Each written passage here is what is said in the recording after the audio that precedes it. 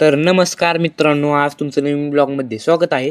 तर आज माझे 12वीचे पेपर होते. तर मी सकाळी 10 वाजता पेपर देण्यासाठी कॉलेजवरती आलेलो होतो.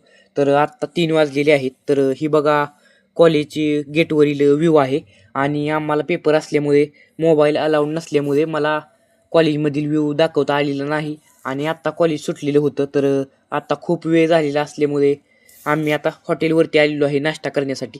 तर ही पहा हॉटेलवरील व्ह्यू आहे. आणि आम्ही आता नाश्ता करून घरी चाललेलो आहे. तर आम्ही नातेपुतेवरून घरी अर्ध्या तासामध्ये आलेलो आहे आणि घरी आल्यानंतर फ्रेश झालो आणि नंतर थोडा आराम केला. नंतर आपल्या गोट फॉर्मवरती गेलो आणि आपल्या गोट फॉर्मवरील हा व्ह्यू आहे.